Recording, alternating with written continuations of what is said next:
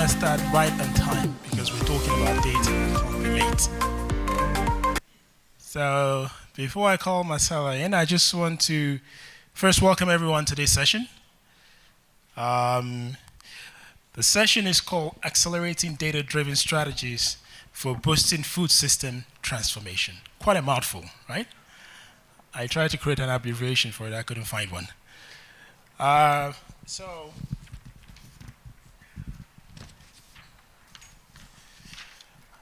Before I call Marcella, I just want to ask one quick question. Who knows the meaning of data? D-A-T-A. Quick one. Meaning of data. Okay, I came up with a word for it. Doing accurate things always. Doing accurate things always. So please put your hands together for Marcella McClatty, to Senior Program Officer at the Bill and Melinda Gates Foundation, to give us the frame.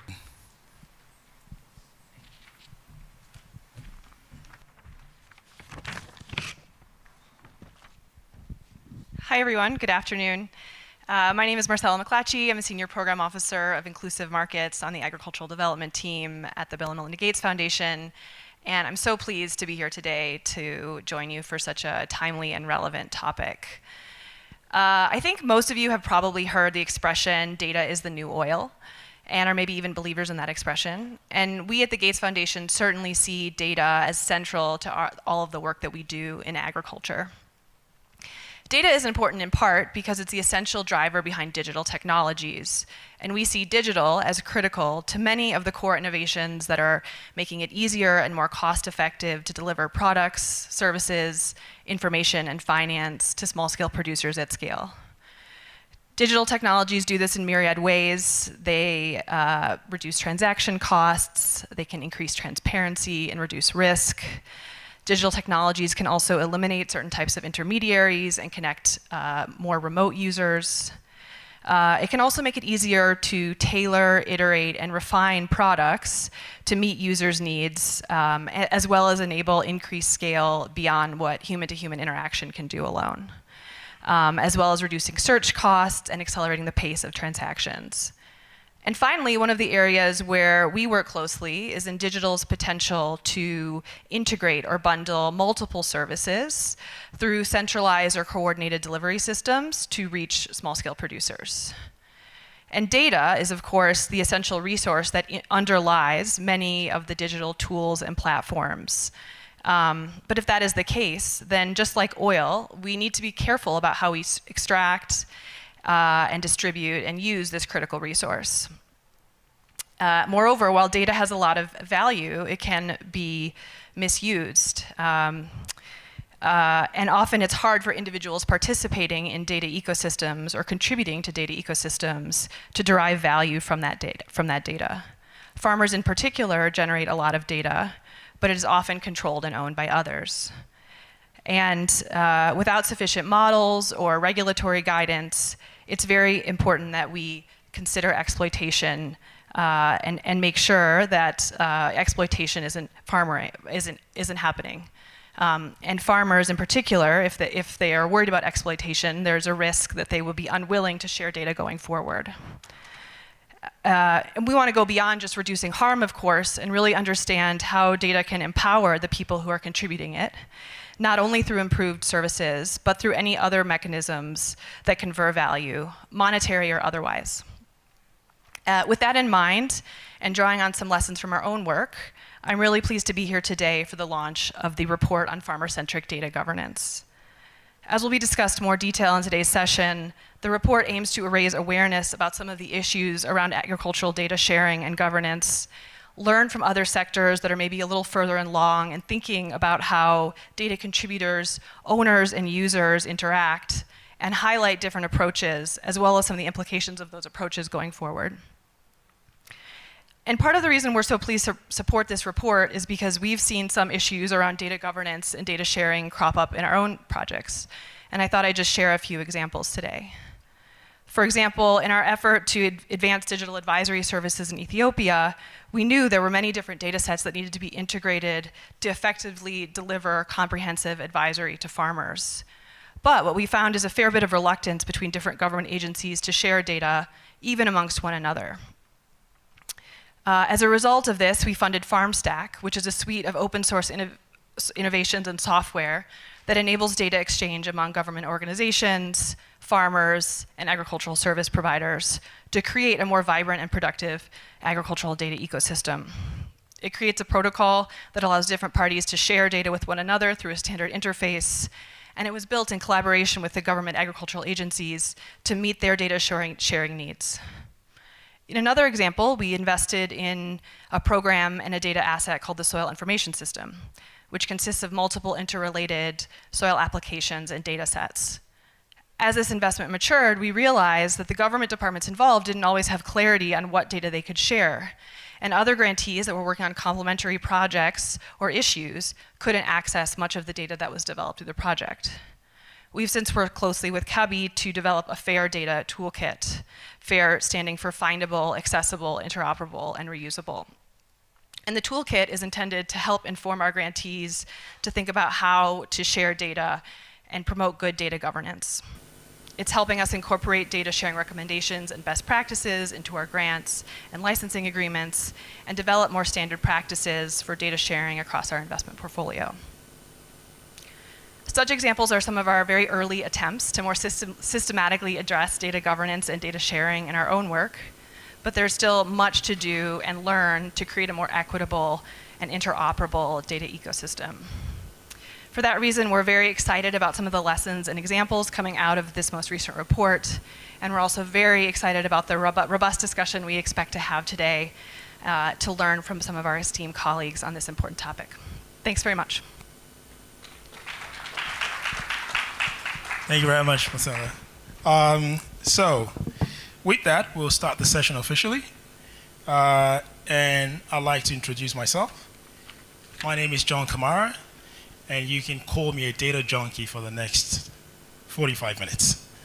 But basically, I run a venture studio across Africa, and I build data-driven platforms across the continent for startups, governments, and ecosystem players. And one of the things that I'm very keen about is how we look at mobility rather than interoperability of data. And that's a separate topic. But would like to first welcome our esteemed guests. If you'd like to please put your hand together for Honorable Paul Ngabire, Minister of Information and Communications and Innovation for the Rwandese government. Thank you, ma'am, for being here. And also, retired Honorable Patricia Scotland, Secretary General, Commonwealth. Thank you very much. So we're going to start this fireside chat really to set the frame for the conversations around data. Yes, we know data is the new oil, or we think, or we believe, but there's also structural issues around data. There's how you collect it, who collects it, and I always call it, using the frame of the oil, you find the oil, you need a pipeline to collect that oil to where it's supposed to go. So who's going to build the pipeline? And what does that pipeline look like? This is the conversation we're going to have. So, first of all, I'd like for you to introduce yourself again, ma'am, to everyone, and what you think about data first. Okay, my name's Patricia Scotland. I'm the Secretary General of the Commonwealth. And for those of you who aren't familiar with the Commonwealth, that is 56 countries representing 2.5 billion people, 60% of whom are under the age of 30. And we have perhaps been described, I think the Queen once calls us, the original World Wide Web. Because we have within our membership every type of country in the world. We come from 5 different regions. We have P5 countries. We have big ones, small ones, rich ones, poor ones, landlocked ones, island states. So we have 24 25 island states. We have 34 small states, 14 of the least developed states. And there is a natural connectivity between all of those. And we have actually always been driven by data. We used to call data evidence. So evidence-based policy development has been very much part of us. I am by profession a lawyer. I was Queen's Counsel and Deputy High Court Judge, so I love data. My whole world and life has been about data because it's about evidence. And we have to understand the evidence before we can make any particular decisions. And the Commonwealth in 2018 created an innovation hub to basically collect, share data across the then 53 countries in order to enable us to find out what works, what does not work, and to share it in a way that we can really develop policy. And Rwanda is now chair in office of the Commonwealth, and they are brilliant at data management. That's a good way to do it. So we'll move to you, Honorable Yabure.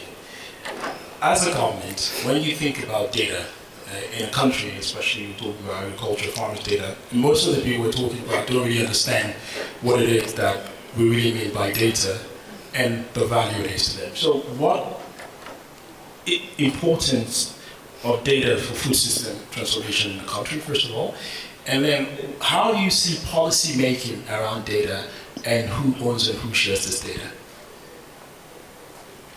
Thank you very much. Good afternoon, everyone. And perhaps I'll start with the last part of the question and move back to the very first part of it. How do we, as a government, how do we view data, but also, aspects of data management and governance? As a starting point, one, we view data as a valuable resource to policy making, to how we develop regulations, to how we guide our implementation plans, to how we decide on what's the best way to target and drive impact of the various initiatives across the board. And it's been some years down when we decided to focus on data-driven policy making. But to do that, there was a need to have some foundations in place around how do you collect data, how do you share data, how do you use it, and the authorization to use that data comes from whom, and what could be those unique circumstances where maybe you could use data that has been, and we like to use words like data controllers and data processors. So for most of the countries that have actually put in place their data protection and privacy laws, these are terms that are very familiar between the people that collect the data and those that will process it for any value-added service that they need to provide. So just like many countries, we've also had our fair share of challenges around, are there silos of collecting data? Are there instances where someone has collected data, but it's not easily shared by those different institutions and individuals that require data? And by the way, when I talk about this from a public sector view, we also know that data is very important for the private sector. So as we rely heavily on the private sector, on the MSMEs, to build relevant solutions, we also know that if they have the right data sets at their disposal, then they will have better targeted solutions that can respond to the challenges that they're looking for. So our starting point was really to put in place this data protection and privacy law, but also that sort of provided guidelines on how is data collected, and who has agency over that data. And obviously you'd ask me, you'd say, when you talk about data protection and privacy, you're looking at personal data. But there's also data that is not personal data that needs to be processed, that can be processed to create the insights that we always are looking for. And so what we did was to put in place such a policy and law that enables that, but at the same time also build platforms. I think we just heard about the Farmer Stack, which is an open source data exchange platform, and we've built a similar platform in government that is going to allow for various institutions to be able to exchange and share data across the board in a way that is going to create meaningful insights for the different institutions. And my last point on this is the absence of that. What that means eventually is that you are going to be spending a lot more because every institution is probably going to collect the same data or go to the same person. There'll be an overlap in the data sets. And so it was really a way of how do we aggregate this, but also how do we minimize on this duplication that is most likely going to happen. Okay. Taking from that point then, with the Commonwealth, there's a lot of countries. So how do we encourage federated sharing of data? One of the most exciting things about the Commonwealth is the Commonwealth as a group of nations has traditionally always shared. So, for example, our leaders meet every other year at the Commonwealth Heads of Government meeting, but we also have ministerial meetings. So in the margins of the UNGA, our finance ministers will meet. In the margins of the World Bank our foreign ministers would meet. In the margins of the finance ministers meeting that will take place at the World Bank, they'll meet again. But all of our ministers meet, whether it's education, gender, etc. So the Commonwealth has really been able to take advantage of its synergies. We have the same common law, the same common parliamentary structure, similar institutions, and we collect and deal with data in a very similar way. But most importantly, we have a law ministers meeting, and our law ministers will meet again in Mauritius in November. And one of the things we'll be looking at is this whole issue of digitalization. We already have Commonwealth frameworks for regulation in relation to data already, but particularly now, digitalization has become key. And yet there is not a global framework for how to deal with digital regulation and statutory legislation. And that's going to be one of the issues on the top of our agenda. And what we've done, I mentioned earlier the Innovation Hub, is we collated all the open source data in order to help our member states to have what in effect is a one-stop shop, so they can mine that data and share it. We've got something called the Connectivity Agenda for Trade, but we have just agreed the Living Lands Charter, which brings together the three conventions, the Rio Conventions, and we will do exactly the same for that. So I think we're lucky because we have similar legal systems, because we have trust and confidence between our members, we have been able to share that data in a way that's fair, that's open, transparent, and just, and basically it works. Honorable Member, I'm going to come back to you now. Coming back in country, we have private sector companies, and we know the importance of agriculture data for decision making, especially with climate change and what we're experiencing in the world right now. And when we start looking at, mitigation issues or adaptation for farmers. But you have a number of private sector companies collecting data. How do you ensure that the data they collect first is structured enough and valuable? And also, how do you look at the policy that you develop for this data to actually become interoperable? Even though, yes, you can build software, yes, that's good, but at the point of collection of the data, what it is that you're doing and how you're connecting with these private sector companies from a government perspective to say, yes, we can actually be sure that this data that is collected is not biased? That's a very important question, and I'll throw a few ideas here. The first thing I wanted to mention is what we're also doing in collaboration with the Ministry of Agriculture is putting in place this big data hub, through which you can really collect and aggregate most of the data, whether it's data that has been collected through government institutions or through the private sector. But to answer your question precisely, I think this takes us to something that we call open data, and we like to hear about it a lot. And we've seen examples of where there can be resistance, and this is not particular to Rwanda, but even globally, resistance to, if we open up data, how sure are we that, one, the quality of the data, and also to your point around how do we ensure it's valuable and structured. And there are case studies that have shown that when you actually open up this data is when you actually give the opportunity for the public to give feedback into what could be valuable and what could be quality data for you. And I think that's the whole point around this whole open data concept, is that yes, data is being collected from different sources, including the private sector, but also it must be opened up to the private sector, and then also creating these data structures that allow for when people go out to collect data, how do they collect data? How do you measure the quality of that data that is going to be put into the hub or within the system? I think for most people that are in the data space, they like to say, if it's garbage in, it's garbage out. So if you put in the wrong data, you get the wrong insights at the end of the day. And so even the starting point should always be, why are we collecting this data? For what purposes? And what are the right data sets to collect for these purposes? Because it could be that you're collecting data, but it's not going to respond to the specific challenges that you're trying to address with this data set. So, and this is where the whole data structure comes in place, to really understand what are the things that we're collecting this data for, where do we have gaps, what is already existing. And it's okay that when you collect data, you realize there is an anomaly with what probably you already have in place. And so that, in many ways, is really forcing you to drill down to understand, why is it that I have two seemingly similar data sets, and why is it that I'm having a different statistic? Are we looking for the same things? What parameters should we be looking at? And so that, in many ways, has also helped us when we try to look at the different data sets across different institutions, and realizing, okay, if you're measuring population and there's a discrepancy of 100,000 people, why is that? And so this, I think, for me, is the starting point of creating structure around that, but also the policies. Finally, what I would also like to say is, when we talk about data for innovation, especially in the agriculture space, many times you also want to have policies that are not so stringent.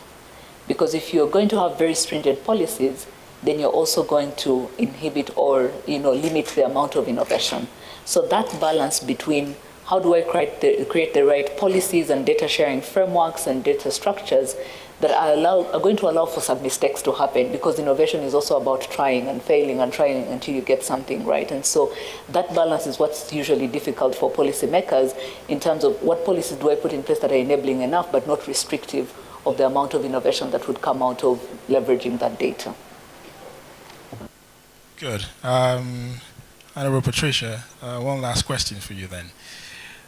When, as a Commonwealth, with all the countries inside the Commonwealth and supporting these countries, what do you think these countries should do, especially in this agriculture space? And we're talking about farmers who probably are not very tech savvy most of the time, don't even really know what all of us are talking about in this room, because none of them is here. Anybody who's a smallholder farmer here? None. So Nixon is not a smallholder. So there's no smallholder farmers here, so we're making decisions for them non-stop. So how do you think countries can be a little bit more effective in allowing those farmers to participate in the process, and also to be cognizant of what data is being collected and about them, and get other types of personal value from the data that they're actually giving to everyone?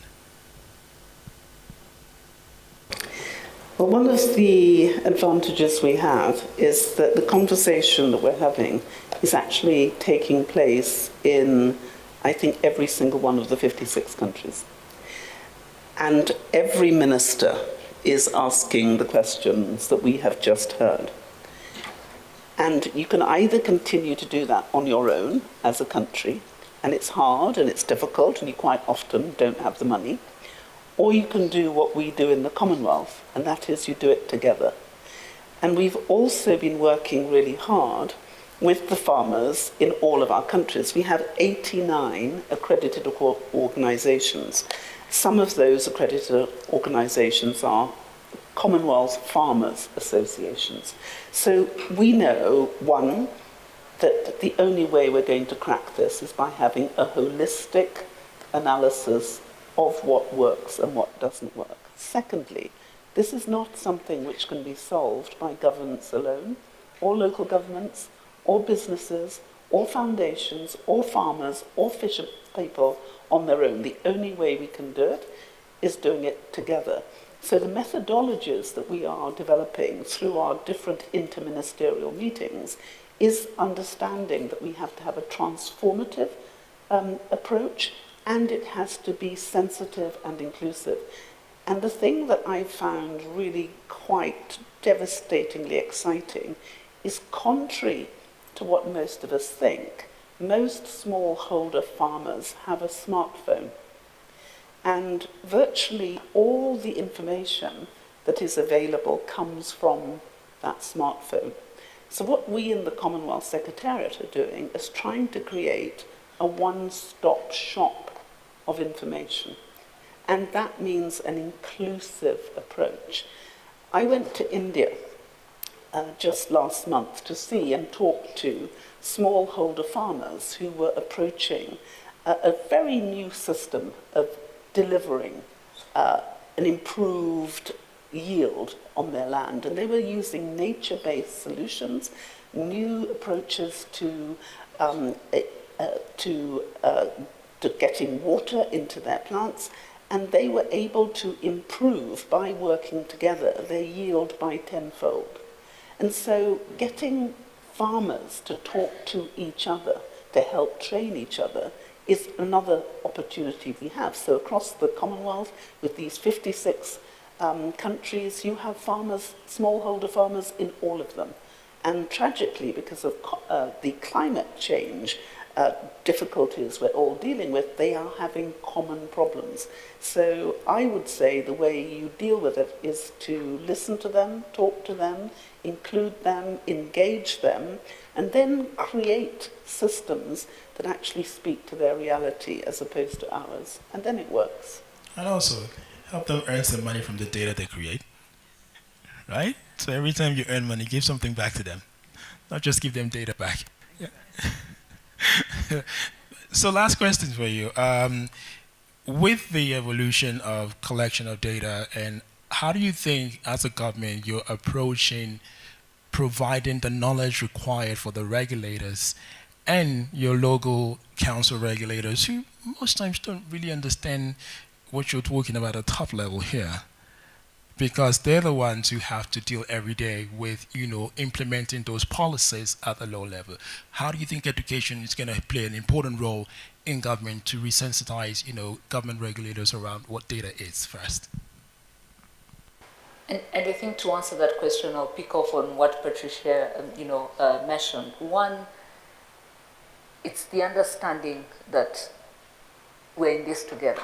You have to co-create these solutions together.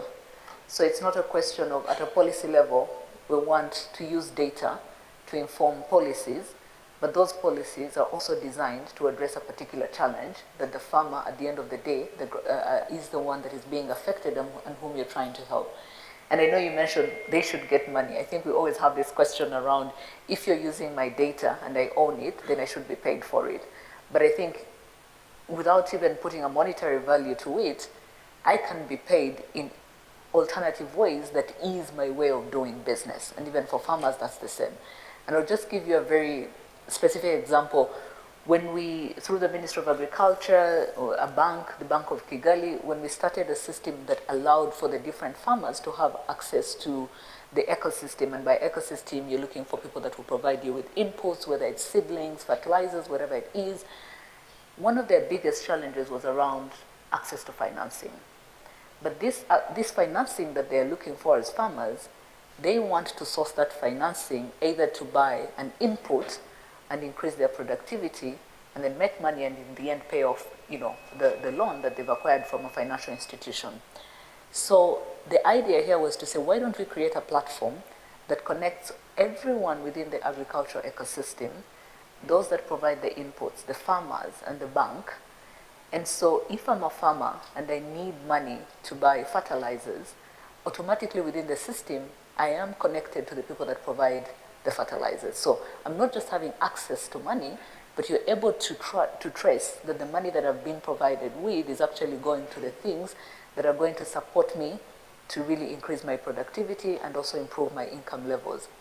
And it could have been as simple as saying, fine, we'll connect you to these inputs, but at the end of the day, the challenge of financing won't be addressed. Or you could even say, we will provide you with access to financing, but we're not going to think about all these other things. And so for me, that's the starting point. And with Rwanda, what is unique about how we work across government and down to the people is that there's a good coordination mechanism that allows that even for these policies that we're putting in place, there's input into them. So you wouldn't have to go back and say, I need to try and convince the regulators about why data is important. They perhaps already understand why it's important, but now the task is on us to really figure out, now that you're going to collect this data, what's the value proposition that is coming back to the farmer, that is addressing a pain point? Is it an access to market? Is it access to financing that they require to the ecosystem? And you need to be able to prove that through the collection of data.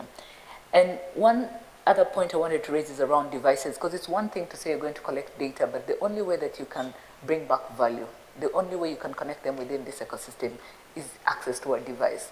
And you talked about the fact that farmers probably have the lowest digital literacy level, and that's the reality. They probably have the lowest digital literacy level. Even when we build these solutions must be easy to use for them, but also in a way, how do we provide them with that device? Because you don't want a farmer going to a neighbor or to the head of the cooperative to figure out how do I get seedlings for my crops or whatever it is. And the final thing around data is collection. Because they're digitally illiterate or the digital literacy levels are very low, you also can't afford to always go back every season to ask for data. So we must find ways how this data is collected in a seamless way, because if people still have to go back and punch in all these data sets, then there's always going to be a question of what's the quality of the data, but also you won't have enough data. And when we talk about data, then we have to talk about the modeling around it, which needs trillions of data. So the collection of it must be seamless enough that it doesn't feel like an added task to this farmer, who eventually is also going to be benefiting from the analysis that is done, but also the value addition around this data. That was insightful, and I think we can go on and on, but because of time, we have to let other people.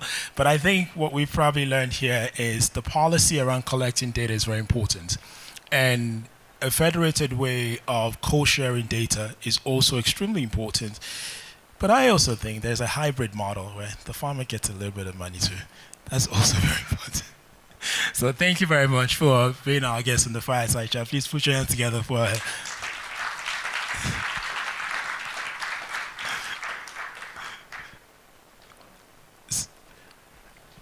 I think that was a good way to start. We will now move into the next agenda, which is the launch of the User-Centric Data Governance Report by USAID and BMGF. Yes.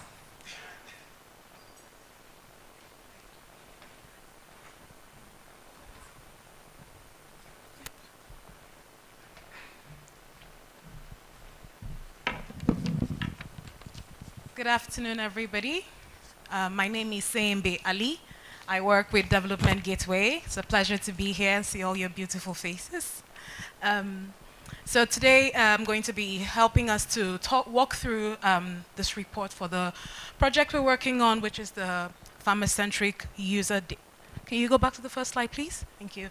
Farmer-Centric Data Governance Project. Development Gateway is implementing this project together with Athena Infonomics, but we're being funded and supported by the USAID, Bill and Melinda Gates Foundation, DAI. Thank you. Next slide, please. So in the report, what we do talk about and what we're trying to unpack is to basically raise awareness around what are the current data economy and what are the paradigms. But also we want to understand what are the current participatory data governance in existence right now, but also demonstrate the value that comes from applying user-centric models, and also to want to understand and if there's any need for implementation support, and if there is need, then in what form does that come? Next slide, please. So the question is, why do we need to implement user-centric data governance models in our projects in agriculture? And it's very simple.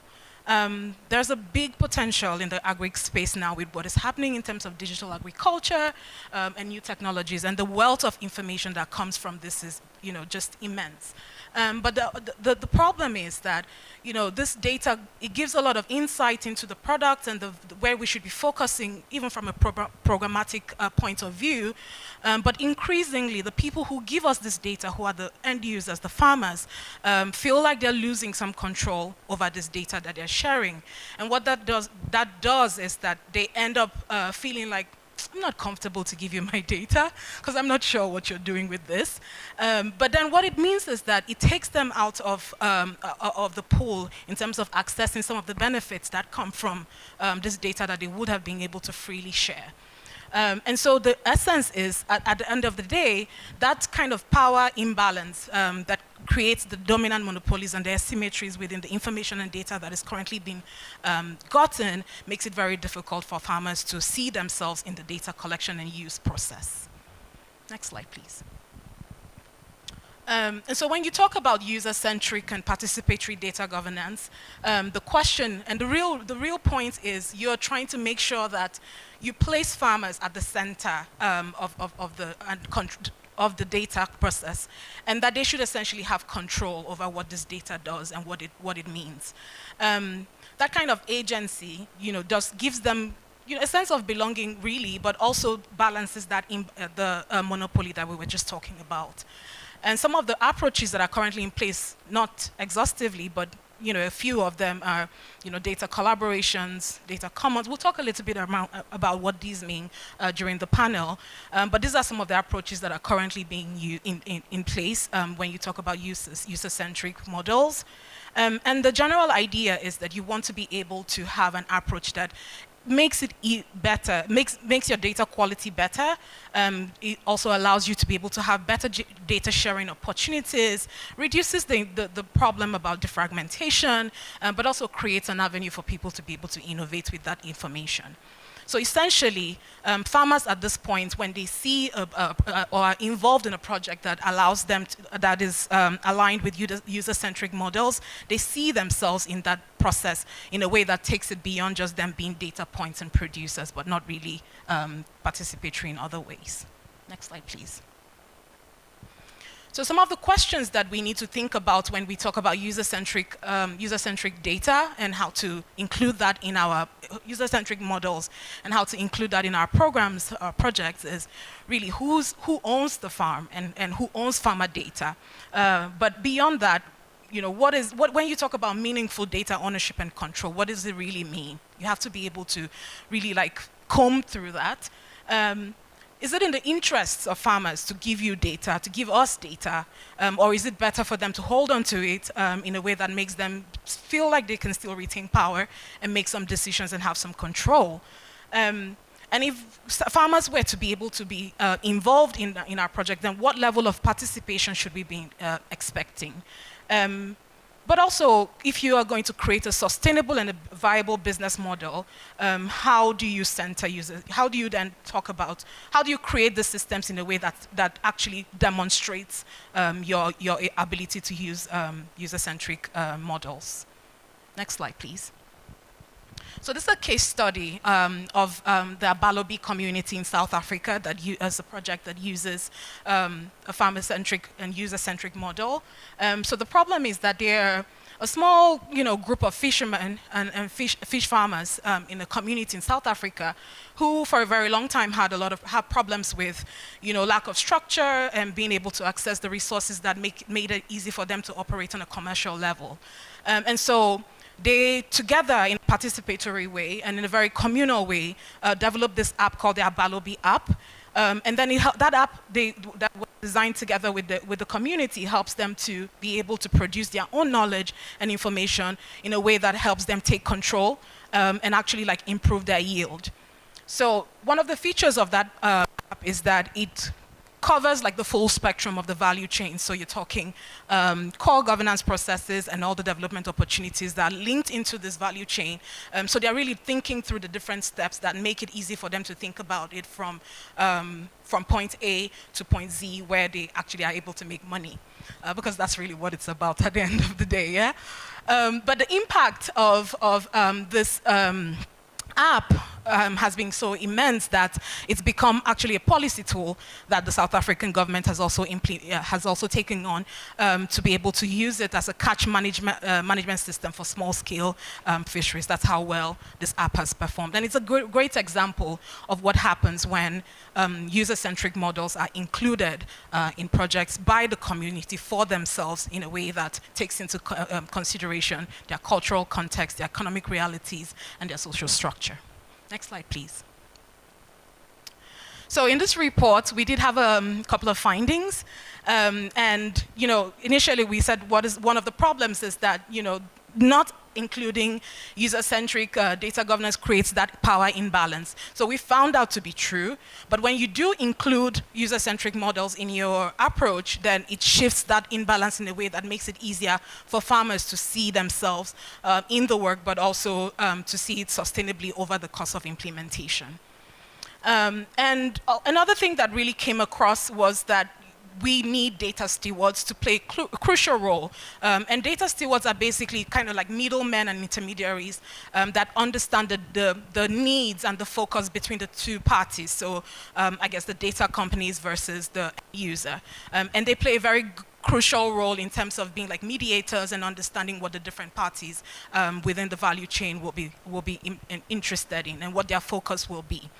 And generally, there's not a one-size-fits approach to using user-centric data governance models, because the idea is that communities are not homogeneous. There's a lot of difference, even within a particular location, about how that shows the difference between like communities, especially where women and smallholder farmers are involved. So by default, the approaches should be hybrid in nature, and what that essentially means is that it should take into account the difference and the nuances between these different communities.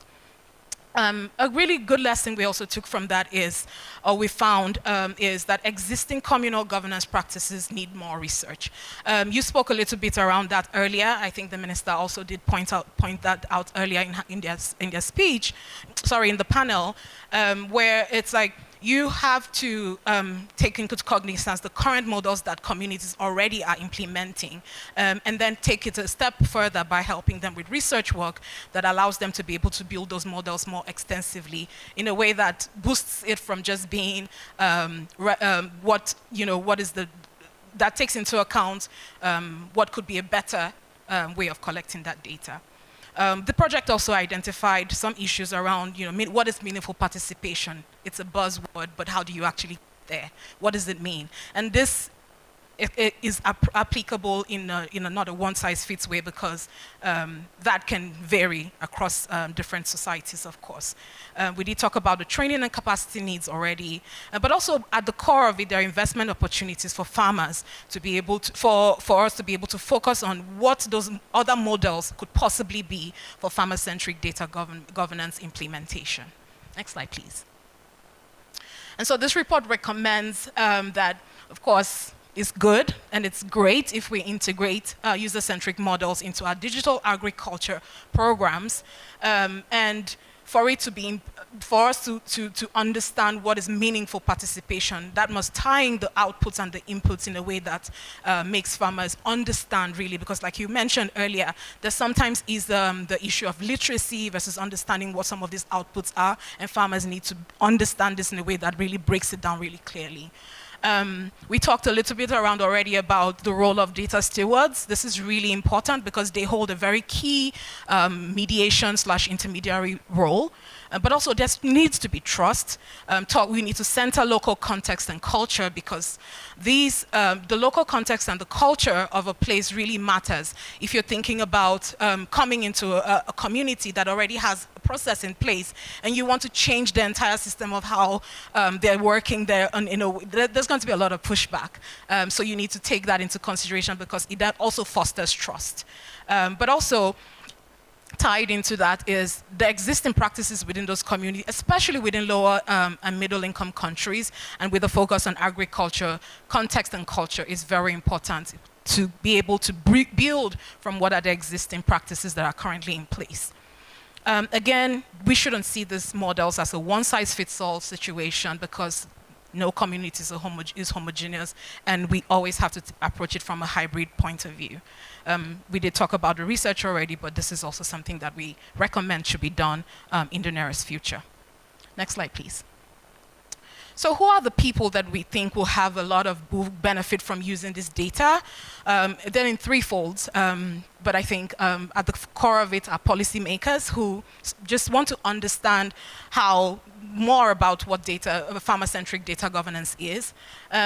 Or maybe you're just you're responsible for data governance in your organization, or you're an organization that has developed digital agricultural technologies already, or are currently doing so.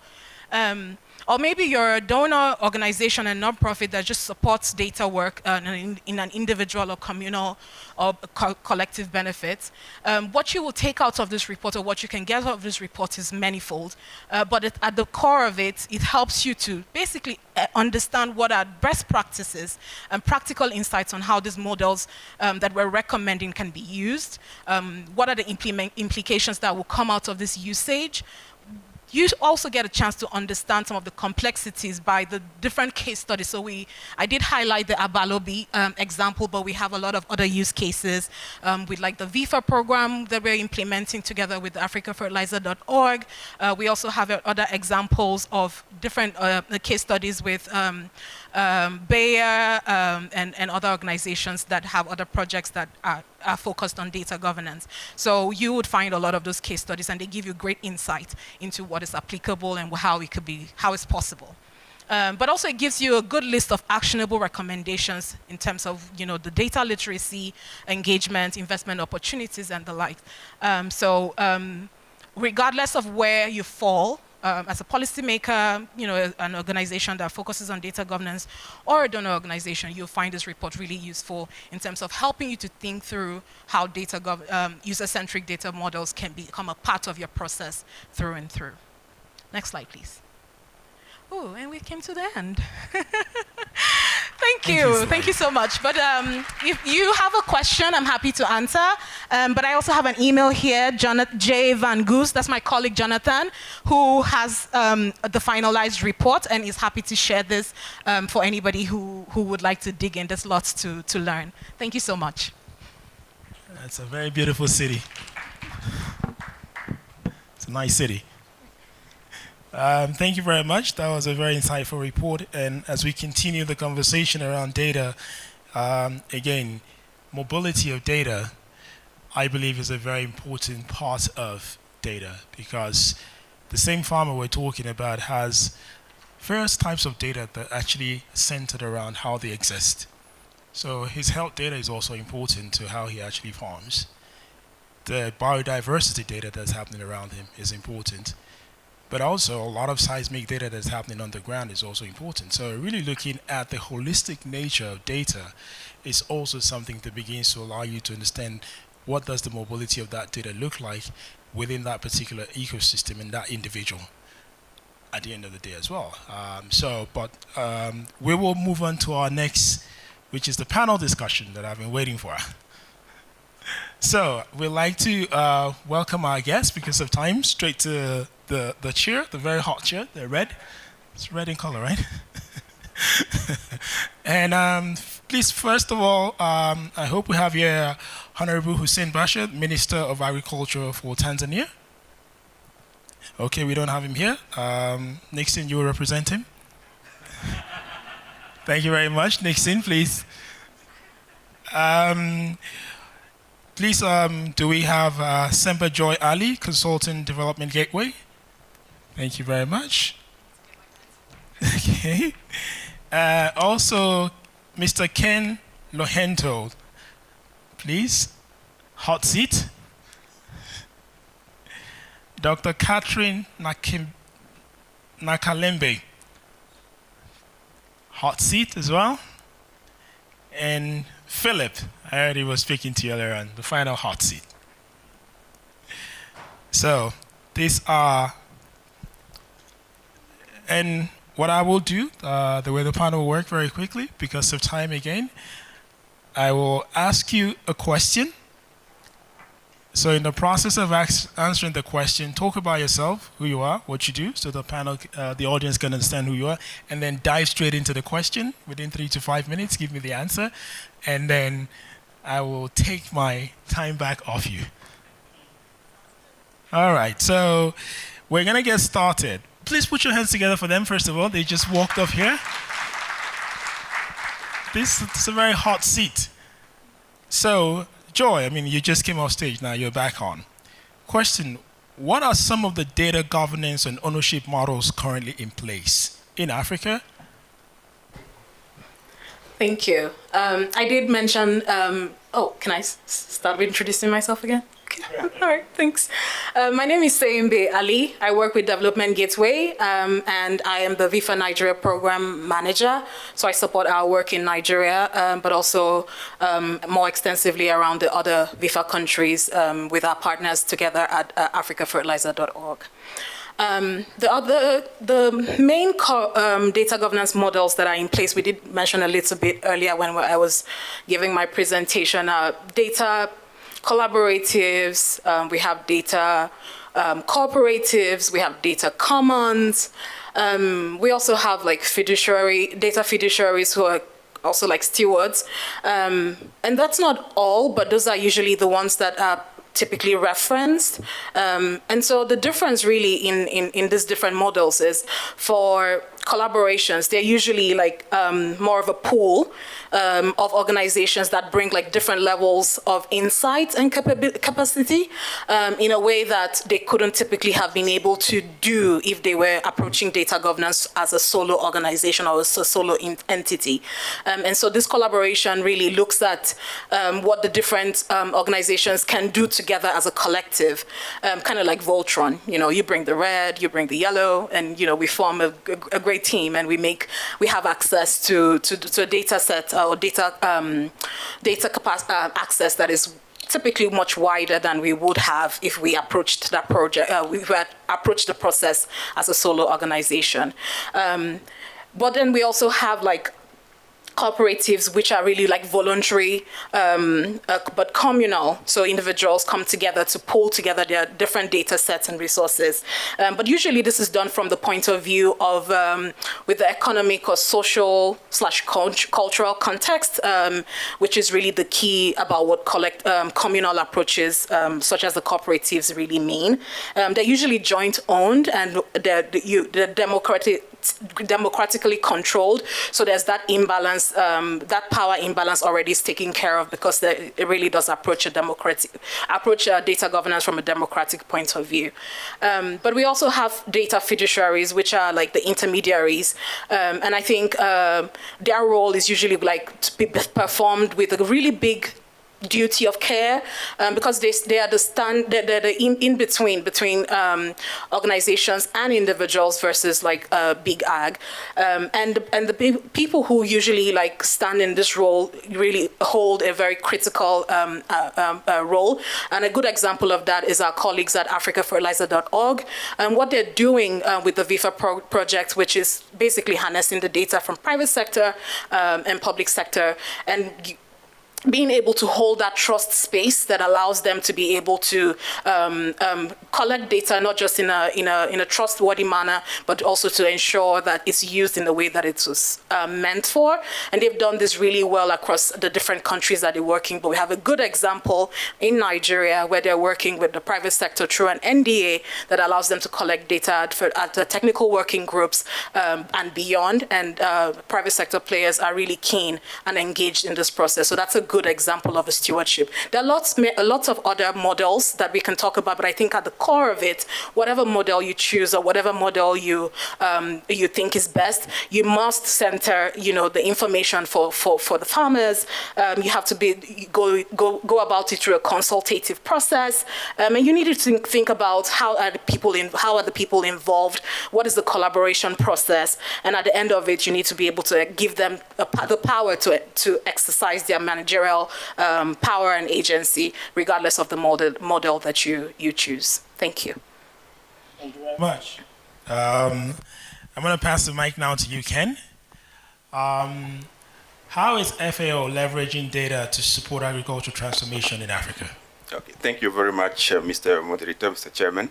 Hi, everyone. It's a pleasure to be in front of you and to be a pleasure to share with you some insight on what FAO does in relation with digital agriculture and also data management. My name is Ken Lohinto, as the moderator said. I am a digital agriculture specialist at the regional office for Africa of FAO. So I work on digital agriculture, the strategy, and I also lead or facilitate the implementation of an initiative of FAO that we call the Digital Villages Initiative. Okay. At FAO, as you know, most of you, I guess, we have been working, implementing a variety of data management, data-related initiative and project for years. Many of you, I'm pretty sure, must have used the agricultural data statistics that FAO collect, publishes, and shares. We have a variety of farm management capacity building activity and project, leveraging also on geospatial data, etc. But here I would like to focus on two elements. First of all, we've developed a couple of years ago one platform that we call the Digital Service Portfolio, or DSP, okay? And it is a suite of application, what sometimes we may call super platform, that aggregates a variety of modules and services serving agricultural activities, from farm production to commercialization, market access, etc. For now, we have 5 modules, I would say 4 to 5, depending on the countries, because some countries have adopted 4, others 5. And these suite of application can be used also on mobile phone, which is very handy today because many farmers, or most farmers increasingly, are using even mobile applications, because we are also having many farmers that are actually young adults that can really use mobile application, and so we can leverage really mobile application increasingly and also in the future to disseminate knowledge and data, agricultural data. So in that platform, we have, for example, a module that we call Weather and Crop Calendar. And actually what we are doing, we are leveraging existing data and also newly created data at local level, plus existing APIs, for example, by the Norwegian Meteorological Institute to provide weather forecast and to provide advisory services. So that digital service portfolio integrates that API, and in the countries that have adopted them, sometimes they develop local content regarding, for example, advisory information that are relevant for the localities. And we also have at FAO, as you know, different kind of information I have said. For example, we have a crop calendar platform that already has a lot of information regarding a variety of crops in many countries. So that platform that we have also leverage that data. So basically, we are offering those suite of applications to countries that are struggling in least developed countries, particularly, to have extension services digitized. And Tanzania, for example, has been using it very well. Different institutions from the government of Tanzania are providing content and facilitating the use of that platform. They have also adapted it and used a local language to name it. Unfortunately, I don't know the language well, so I cannot tell you the name of the platform. I think it is in Swahili. But this is something that we are doing, and we hope that many more countries that need those kind of services can adopt them. The last one that I would like to point to is actually what we are planning to do and what we have started to do in the framework of the digital agriculture strategy of FAO Africa. So we have developed that strategy last year. It is the first time that we have such a tool, because FAO wants really to invest more in digital agriculture to support countries to accelerate agri-food system, especially in Africa. So in the framework of that strategy, the first pillar targets particularly government, and we work on data. We are working on data. We are interested in those issues that we have just touches, or that we have just touched, like data governance or the data policy, ownership, etc. We are working on those issues in the framework of that strategy. So we really want to encourage all stakeholders to really join forces to better support countries in those areas. And FO is ready to support our stakeholders in that area as well. So this is what I wanted to share with you for now regarding those initiatives, and I'm available to ask any question that you may have. Thank you. Thank you, Ken. I was just about to stop you, so. Okay. I've sensed that. I was just turning on my mic. All right. Dr. Catherine, pleasure to have you here. The question for you is, what are your reflections on some of the data governance and ownership models globally and in the continent? So my name is Catherine Akalembe. I'm an associate research professor at the University of Maryland and the Africa program lead for the NASA Harvest program, which is NASA's Agriculture and Food Security Initiative. So when I think about data, the data I'm thinking about a lot of the time is, satellite data collected from above. But, there's a lot of intersection with data that are collected from the ground, from farmers.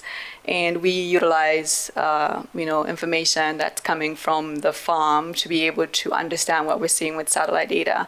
But our main focus, if you're looking at agriculture remote sensing or monitoring, is that we want to be able to have that data to be useful for a farmer ultimately, or to influence a policy or decision that would translate and trickle down to what a farmer might do. So to give you an example, we might develop a crop type map, which you can use to look at crop conditions, which then you can understand or forecast yield at the end of the season, which a policymaker might use in the sense that if the projection is going to be below average, then ultimately there'll be some sort of decision that potentially some support can be brought to that community early or, just in time before disaster hits.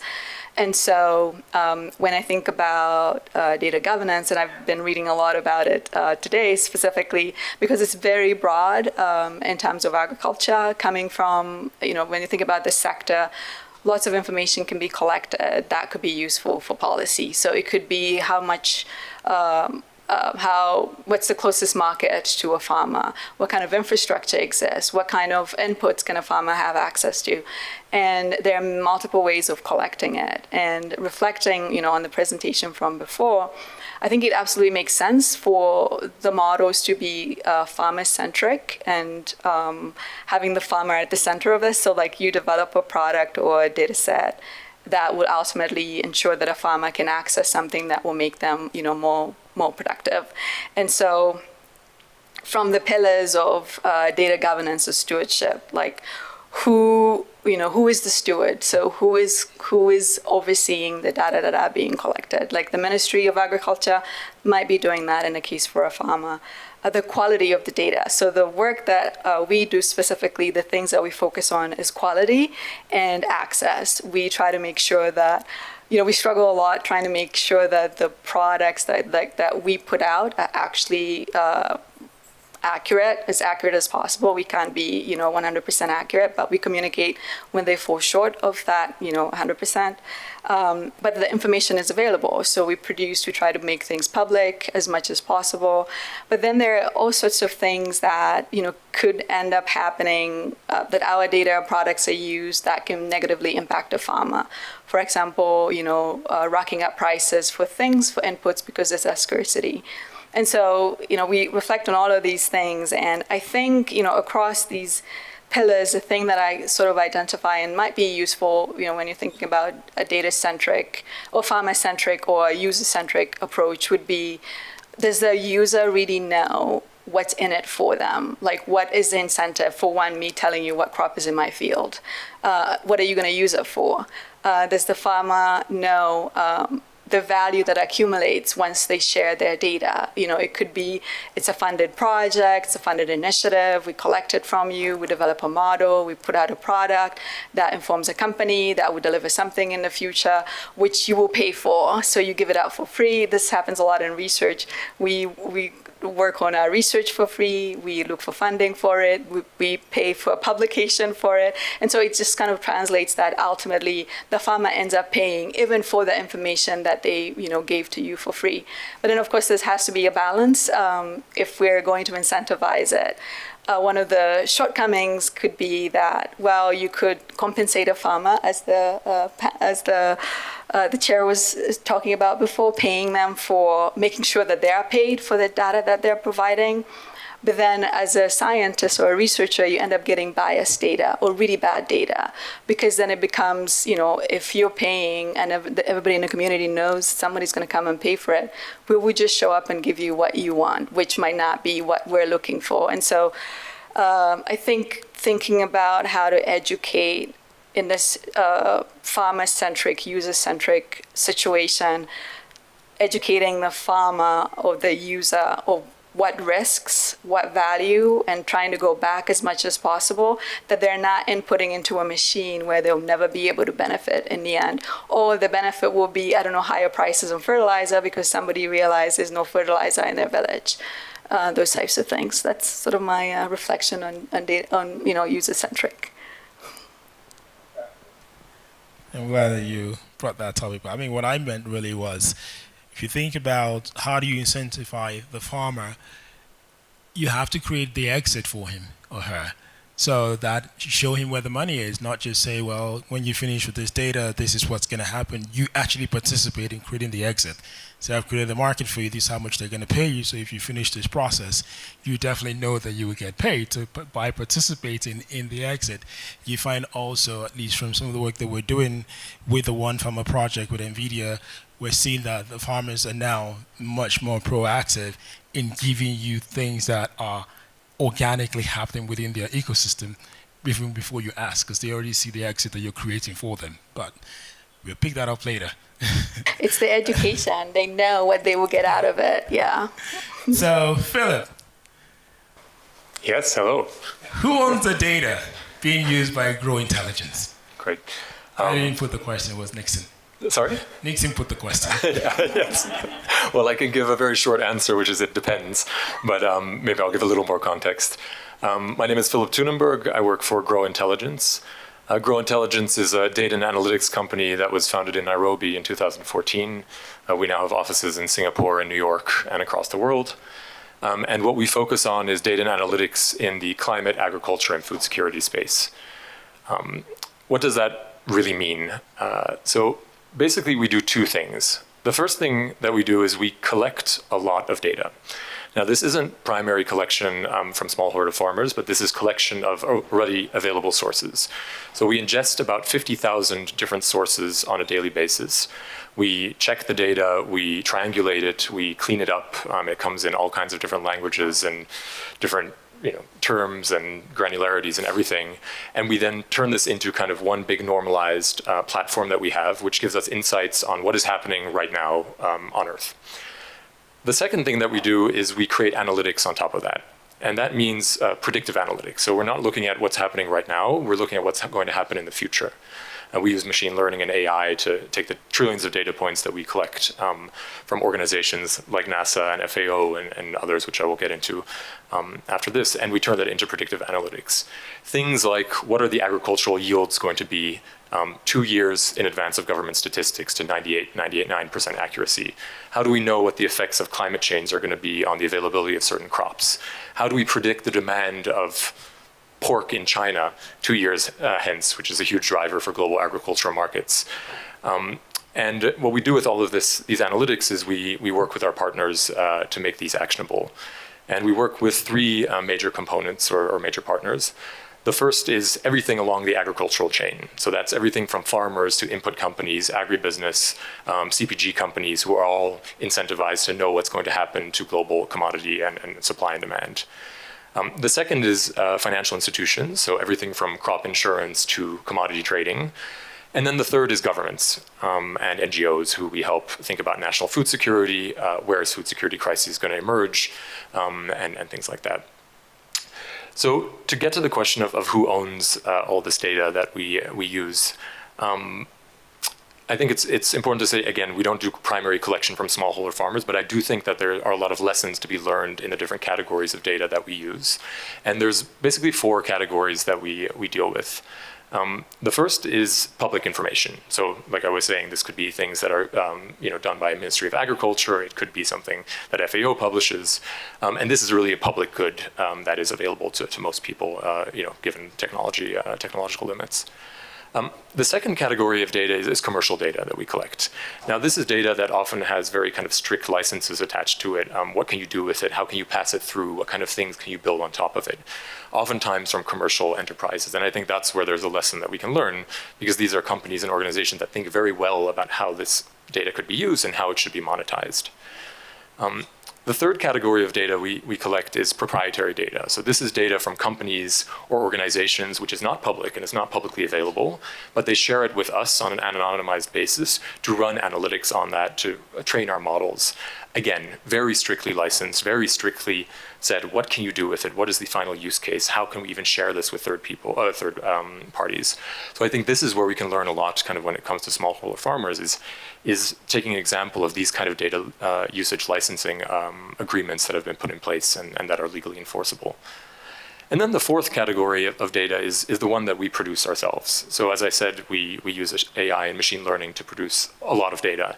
I mean, we have 2 million proprietary data sets that we are generating. This is new data that's built on top of data that's existing. And that is something that is commercially viable. There are companies that want to pay for that data, and that's kind of what we as a business do. We do, though, see that as a private sector, we have the responsibility to make sure that this data is also accessible to those who need it, especially where markets are not functioning yet. So one of the things that we do is we give free access to all of our data and analytics to certain humanitarian organizations, to researchers, to individual farmers, to make sure that is public. And we also work with foundations to create data that is published as a public good. So I think finally, I think all the thoughts here are very important. I think this is a discussion we should be having, which is what is the role of the private sector? What's the role of the public sector in making sure that we use data responsibly? Absolutely, use data responsibly. We've been into Leonard's time. He's looking at me, but I think this is a lot of fun, and it's a conversation which will have some more with more time next time, so that we can really get into the questions. We're not going to be able to get into questions and answers, but please put your hands together for my panelists here. And as I transition on to Leonard, I think one of the things we want to leave with is the fact that when we look at, there's also so many diversities of data, and but even when we decide to make policies, you have things around governance, residency, ownership, bias nature of the data, the value of the data, and also the insights of who's collecting the data. So there's so many different layers, and especially we do a lot of work with machine learning, and we build deep minds around what data can do. And when you break that data down into a granularity and a singular molecule, then you begin to understand what other sets of information that one simple molecule of a string of data can tell you about what is happening in the future, as Phil said. Thank you very much. My name is John Kamara, and I welcome you, Leonard.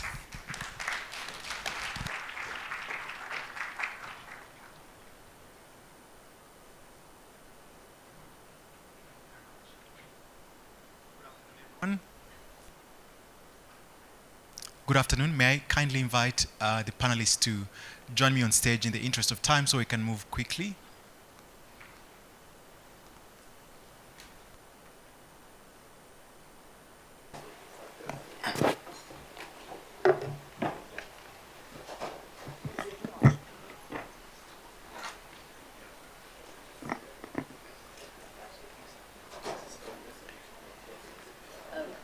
Catherine, I see Ashana is here. Catherine Gashuhi, Mark Blackett, Akintunde. Thank you. Excellent. Hello, everyone, and a warm welcome to the second part of our panel conversation, which is also part of the working group in charge of AgTech and digitalization. The topic for the next 45 minutes will focus on how do we develop innovative data sharing mechanisms for the benefit of farmers. We kept hearing that farmers should be at the center of this conversation. agri-food system planning, and the design of new value-added services. This speaks to private sector. My name is Leonard Mungare. I'm an associate partner with Alberg Advisors, and I'm passionate about the power of digital transformation for inclusive growth. I'm joined by this esteemed panel who will help unpack some of the questions that we have, and building on to the first fireside chat that we had, as well as the preceding panel that we had. Now, earlier this morning, during the opening plenary, we had lots of insightful nuggets of wisdom. And one of the things I picked from McKinsey was that as a result of labor shifts, our agri-food systems continue to face significant challenges in factors of production, capital, land, and technology. And in particular, with regards to digital solutions targeting smallholder farmers, that while they're critical for agricultural transformation, value added per worker in sub-Saharan Africa is half the global average. Half the global average. And the question, therefore, is how do we collectively address this challenge, and how do we harness the power of technology and digital innovation in agriculture? Yes, technology may not necessarily be the answer to all challenges, but it's critical to accelerate transformation. And just now we had a very insightful launch from the previous speaker, and it again places emphasis on the farmer at the center and giving the farmer agency and power. That report seeks to raise awareness. That report seeks to identify what support could be done, but it also raises important questions about who owns farmer data, what is meaningful data ownership. Earlier, Minister Paula from Rwanda did allude to the fact that data should easily be shared because it adds value to both farmers and policymakers, as well as innovators and the private sector. And so to help us unpack these questions, we have this expert field panel, and I will begin with Mr. Mark Blackett. To kick us off, I'll start with you. If you don't mind, and as you answer this question, please introduce yourself, as well as state the organization that you work with. Would you please share with us some of the initiatives that support data sharing for farmers? The SG for the Commonwealth earlier said that most smallholder farmers have smartphones. That struck me as an important point. And so if they have smartphones, how do we develop innovative products that really enhance their agency and power? Over to you. Okay, thank you very much. My name is Mark Blackett. I'm the Network Director for AMEA, which stands for Agricultural Market Ecosystem Alliance.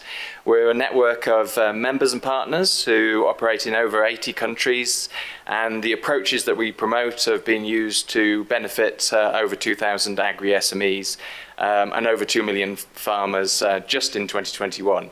And we've been running since 2016. The whole purpose of AMEA is to move away from projects to systems and create a pre-competitive space where people can share what is working, what is not working, and to package that into a toolbox. And that toolbox includes the ag tech approaches that are going to really enhance delivery of services to farmers and agri-SMEs. In addition, we've been working on an international standard which would standardize the metrics by which we look at agri-SME development, farmer organization, cooperative development.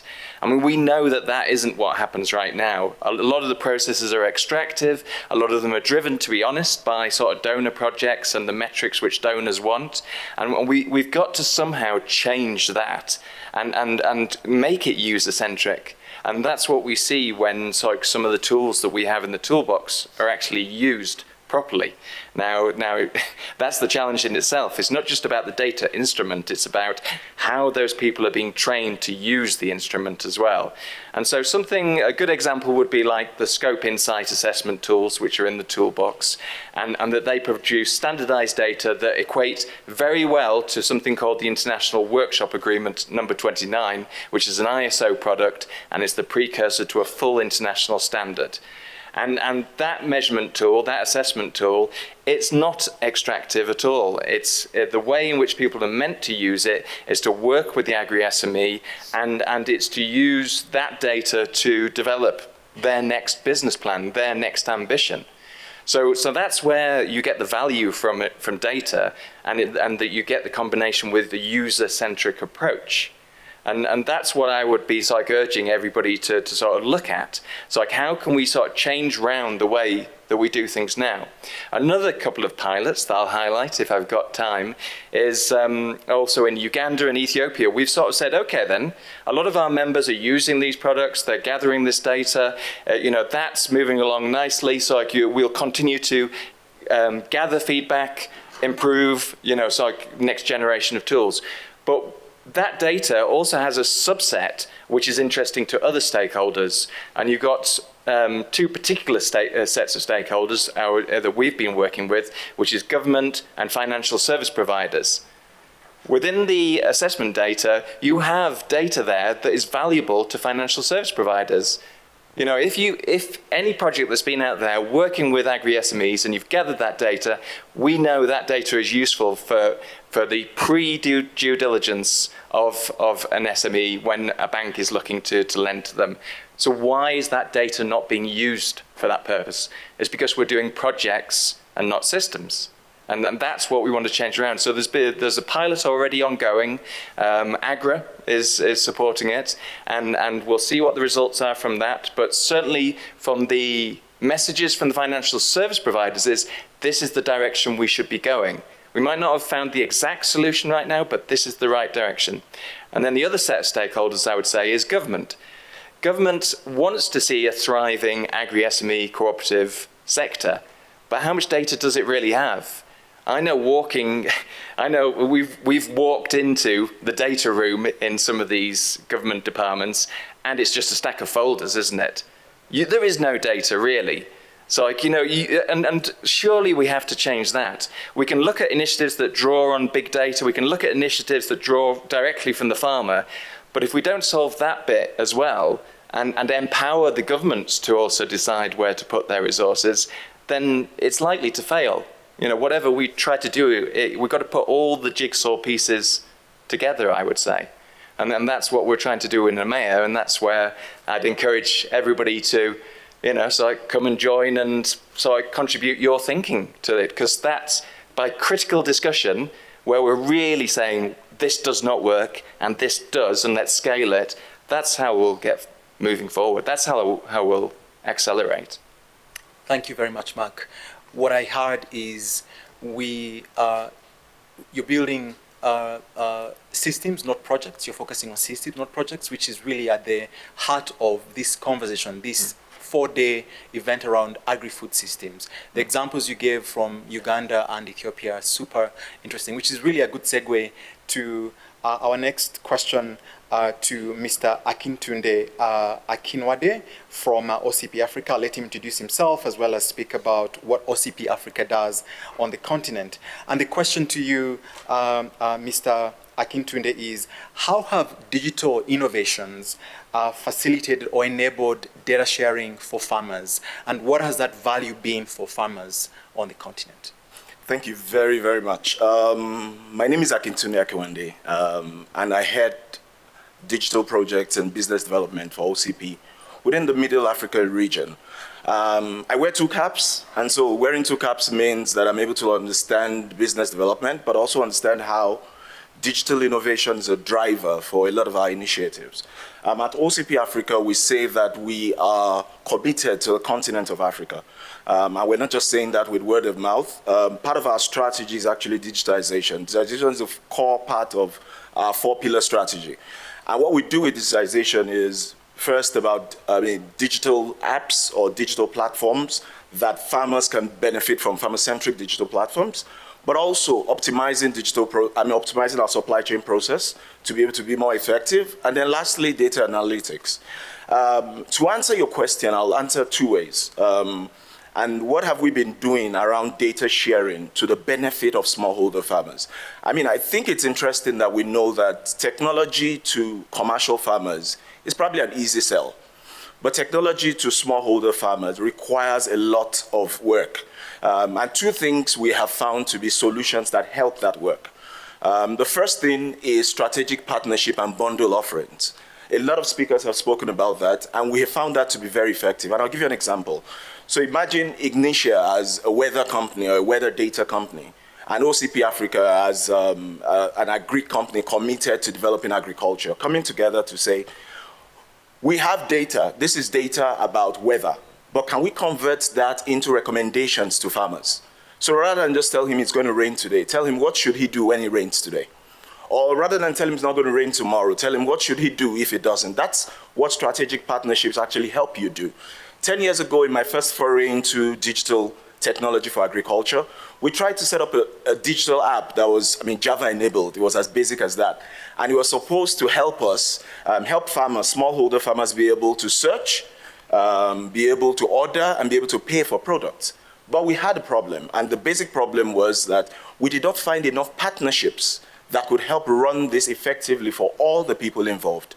So eventually, one partner had to bear a lot of cost, and that couldn't help. So a lot of innovation could not come because one person was trying to run this, and we needed a lot of partnerships. So one of the things that OCP has done is to work very hard on strategic partnerships. So I just gave you an example of a strategic partner on the weather data.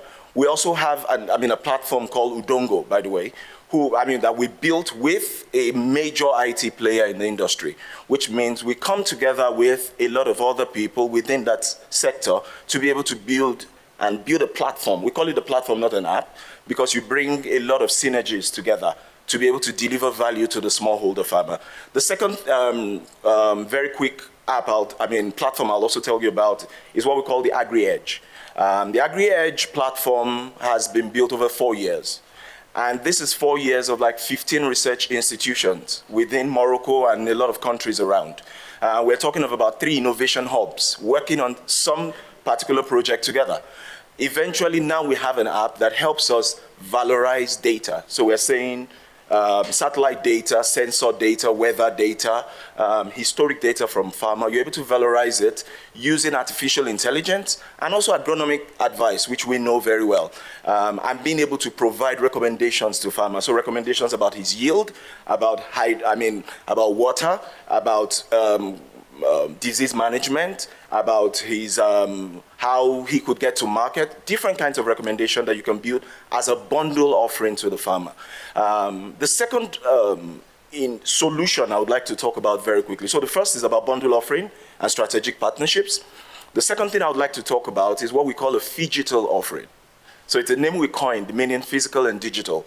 And what that says is the average smallholder farmer still doesn't have a lot of access to these digital solutions, especially when you look at the smartphones that we talk about. So how can we find, I think it was Simba that was talking about data stewards. So can we use people like extension agents? Today we have, OCP in Nigeria, for example, has been working this year alone with about 300 extension agents. So imagine 300 extension agents carrying tablets with a platform there that can interact directly with farmers. It helps bridge the gap, but it also builds, there's trust, because this extension agent is also a farmer. He relates with them, he lives with them. So imagine being able to do that last mile connection with your farmer just because you have been able to put digital solutions in the hands of extension agents. Someone Simba calls a data steward, who is closer to the farmer, who the farmer trusts, and he can talk directly with the farmer. And we've done that over time, and we've seen a lot of solutions in weather data, fertilizer recommendations, different things that we've done. Lastly, I'll mention that 2020, when COVID was a big thing, this was how we got through to farmers. We could not get through to farmers because, of course, everyone could not move. But we found a way between agri-extension agents and also our retail outlets. So today in Nigeria alone, we have close to 100 retail outlets, physical buildings, one-stop shops of some forms that have been built in last mile, close to the farmer locations. So we're saying very close to his farming locations. So can a farmer walk into those retail outlets and find all the services you need, whether it's on a tablet or on a screen? He can actually interact with digital innovation. So basically what we're saying is technology has done well. There's no depth of technology around. Africa has wealth of technology. But reaching the farmer requires thinking differently. And that's what we do at OCP Africa. So it's thinking about who the last mile is that you can use, but also thinking about strategic partnerships that can help you build a bundle offer that the farmer will benefit from. Thank you. Thank you very much, Mr. Akintunde. And I think piggyback on what you just ended with, last mile access to the smallholder farmer, empowering them with partnerships with access to useful and meaningful solutions. I like the examples you gave around the fact that they can use these platforms to access markets, to search, order, pay, and so on and so forth. Very important for the farmer that we always have to put at the back of our mind. The next panelist is Ms. Catherine Gashuhi, who's from UPL, a global leader in sustainable agricultural solutions.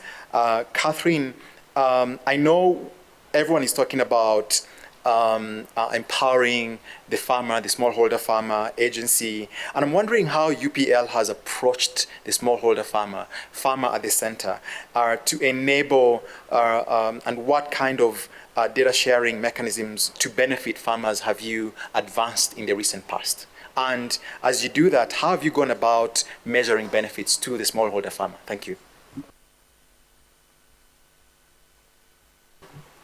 Hi, thank you so much. My name is Catherine Gashuhi. I'm in charge of marketing and communication at UPL. I'm based in Kenya.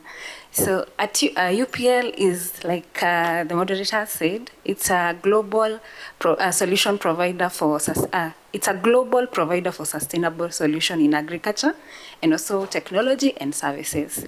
So at UPL, like in the recent, like in this year, we did a comprehensive sustainable report that for Africa, it's the first one that has been done in Africa. So in this report, we based the report around 5 pillars. That was stewardship, training, technology, partnerships, food chains, and also through the CSR activities that we have done. All this was to, one, to enable to know how many farmers have we reached through the agriculture, through the good agriculture practices. How many seeds have been launched in the different African countries, and also to know how many partnerships have been established so far or have been formalized so far. So through this, it will help us as UPL to also be able to put out there information and also to put out there the activities that we have done with different farmers around African countries, of which we have visibility in majority of them, and also. For this data, actually, it will help the farmers, first of all, to know the solutions they can get to through what other farmers are also doing in different parts of the country, and also the technologies that we have put in place and how it is helping the farmers around it. This data, actually, the interesting part was how we collected this data.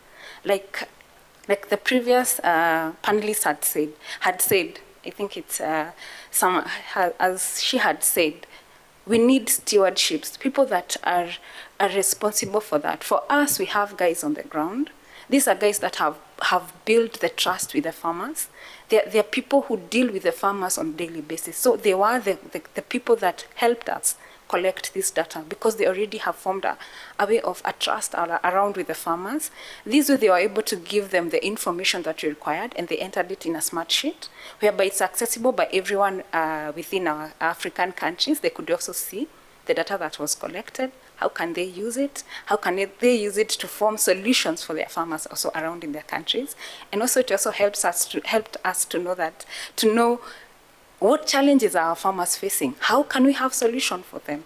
So through this, it has made us as UPL to know where to focus on, first of all, which challenges do we help our farmers solve, and also to know where do we expand to, and which kind of partnership do we need to form as well.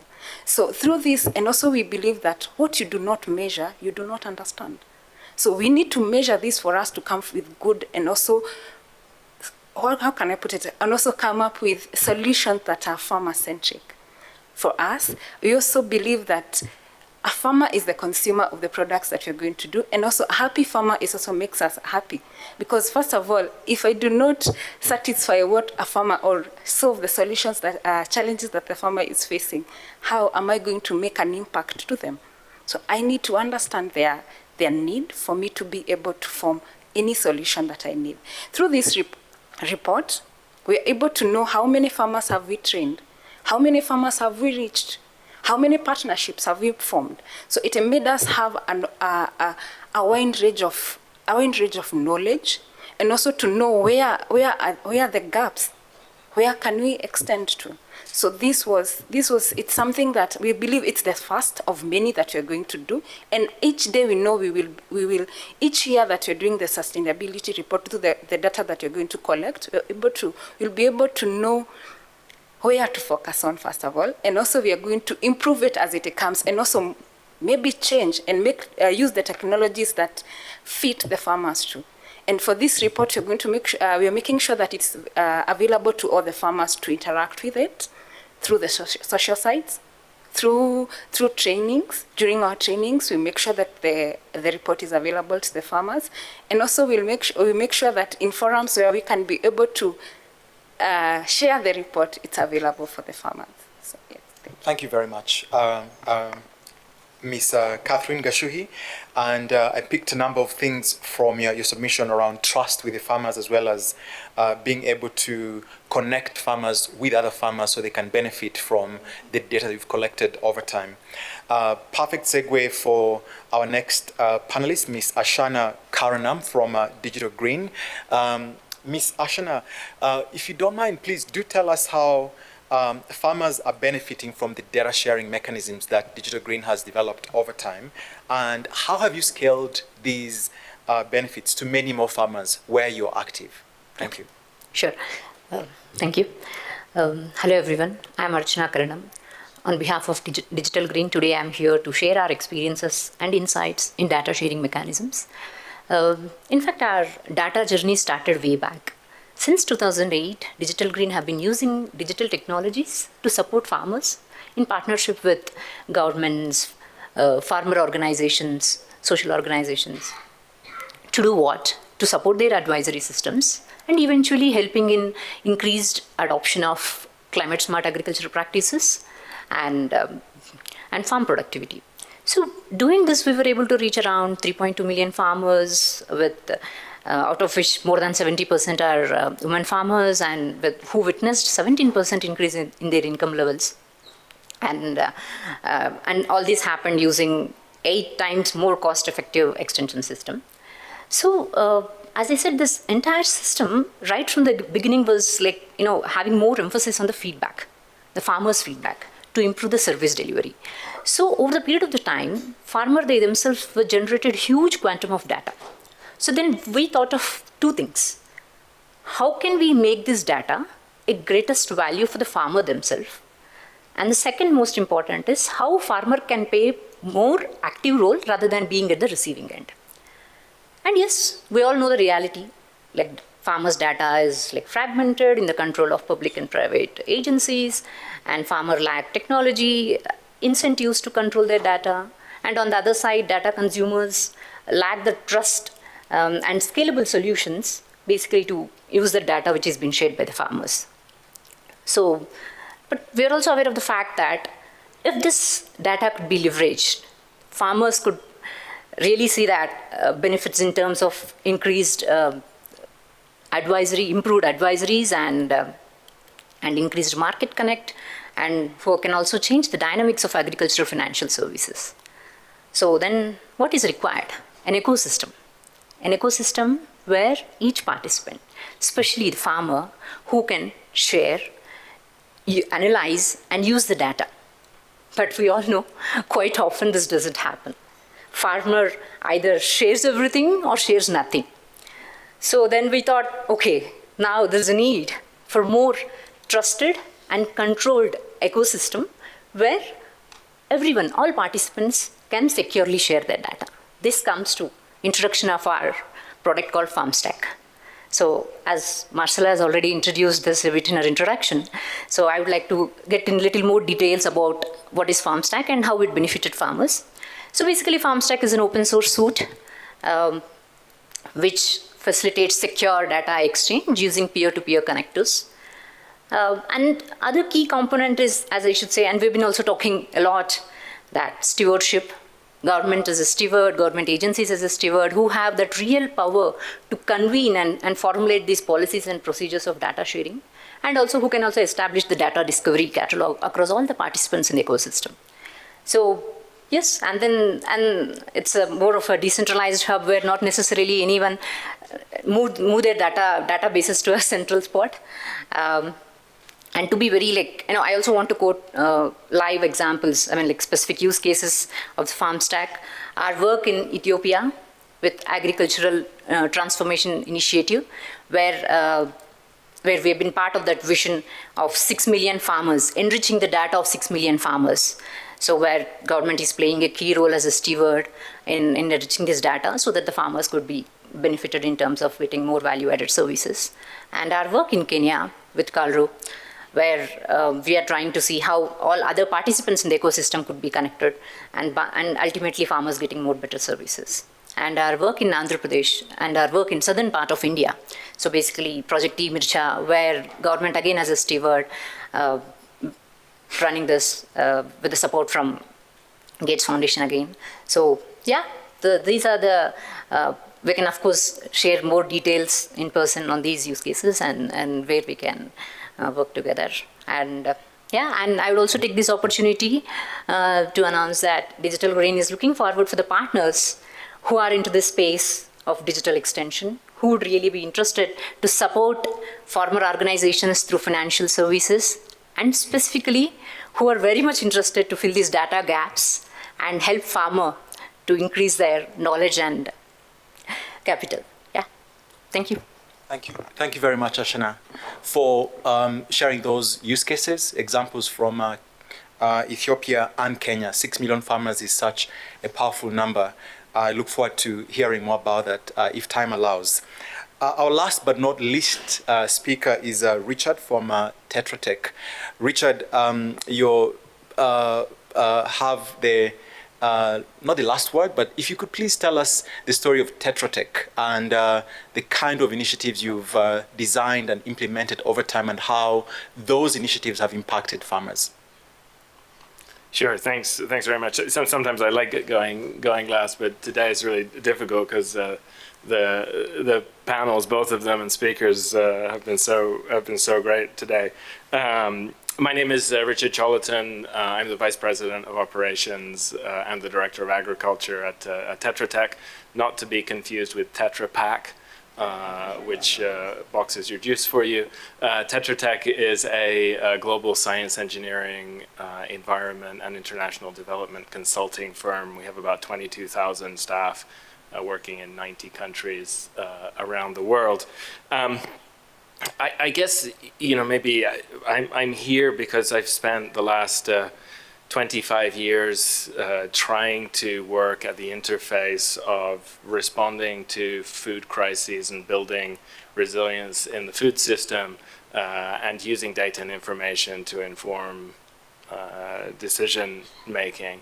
And I think one of the themes that's come up time and time again this afternoon is that despite the fact that this session is focused on the value of data, data is not valuable by itself. Insight, recommendations, foresight, those are valuable, and those are only valuable if action is taken on them.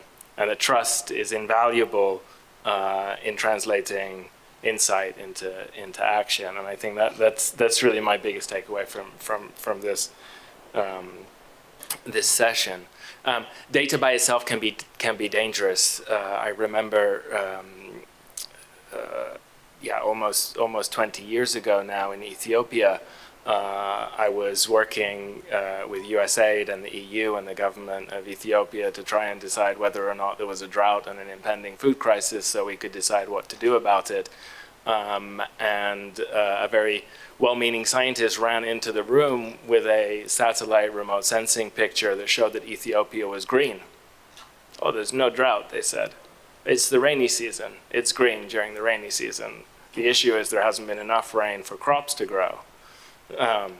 Today, we're in a different position totally. The work of many of our colleagues, including Catherine, great to see Catherine, is giving us a level of insight and analysis into what's happening at the farm level, at the district level, and at the national level that allows us to take decisions that we've never been able to take before. Most of those 20 years, I've really been frustrated by the notion that we don't have enough data. And I have often argued, let's take the data that we have and do something useful with it. And we've seen many examples of that today. But to come back to the question of the panel, what can we do to accelerate innovation? I think there's a few things that are really critical, because the kind of data that we're beginning to have access to and the type of analytics that colleagues have been talking about using, for example, machine learning and artificial intelligence, are allowing us a level of granularity, precision, and prediction that we've never had before, that's allowing us, whether you're a government policymaker or a farmer, to take different kinds of decisions to generate different kind of value. So I want to just reflect on some of the things that we've been working on that are needed. The first is really boring, actually. When you look at some of the big issues in our data ecosystem, what you find is that we collect data at the farm level, crop statistics, remote sensing, there's lots of that, and it's getting better. But what we don't have are the pipes and plumbing to get it off our hard drives and tablets and put it into a data ecosystem where it can be shared and used effectively. And that could be something as simple as automatically having data go from your mobile data collection device that an extension agent is using in the field into the cloud, where it can be quality controlled and used. And that seems very boring, but a lot of times I think, especially talking with startups who are trying to do really cool crop analytics and services and bundles for farmers, they start with great intent, and then they spend the majority of their time trying to figure out how to get field level farm data. And that's because even though it exists, it doesn't flow where it needs to flow to be shared. So pipes and plumbing, that's one thing we have to focus on.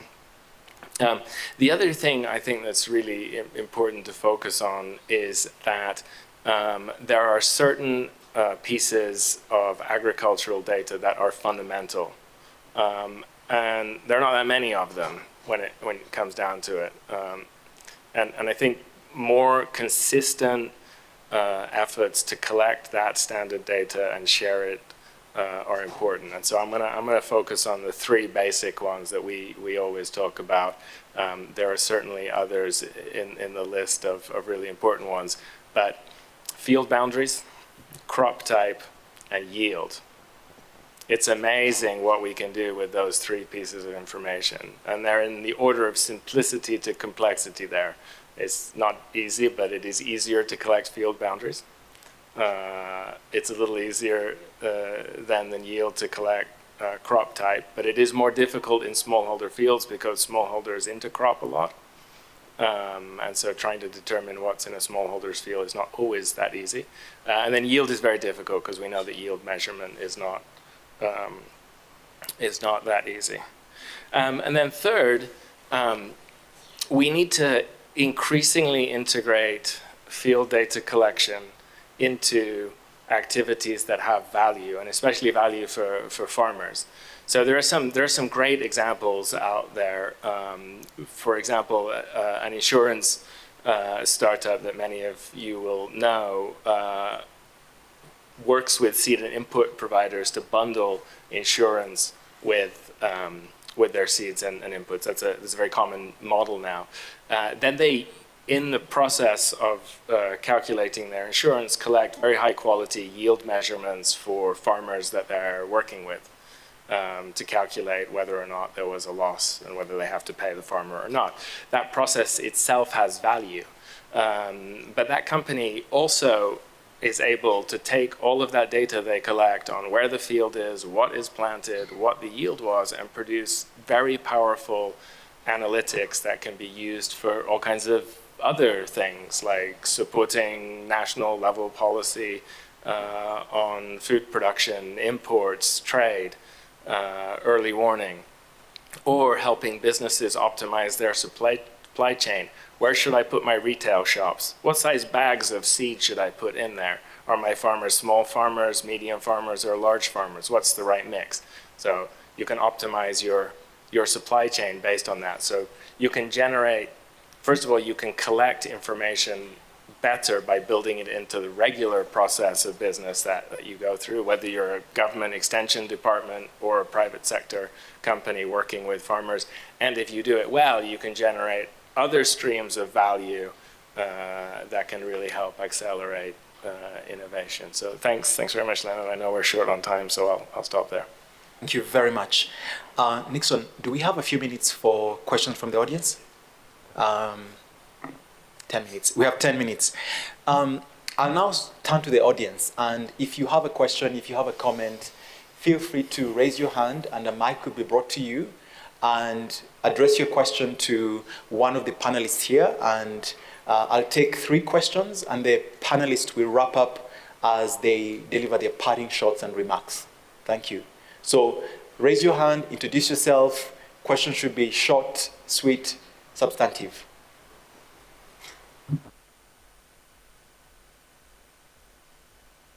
Any farmers here? Any youth entrepreneurs? Please. You need to confirm.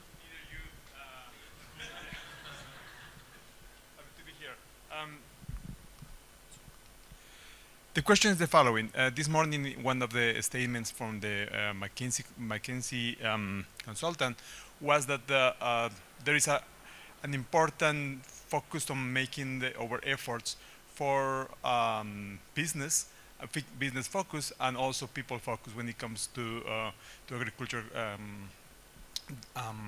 production. So my question is, when it comes to data and related to that comment, on focusing on business and focusing on people when it comes to nutrition, when it comes to food security, where do you think you should, do you see a solution for both, or do you think it's more focused to business? Would you mind introducing yourself as well? Cristobal Aguilar from ACDA Boca. Anyone wants to take that question? So I think what you've said, which is looking at data not just as a solution to a business, but as value to people. And I guess that's also part of, what I was giving earlier on in my, short speech, really. What people should look at, and that's what we look at in OCP, for example, what people should look at primarily is what is the value in this data to the farmer? That's a question we need to constantly ask ourselves. And how valuable is this? The past moderator was saying, how can we incentivize farmers? But most importantly, do they see value in it?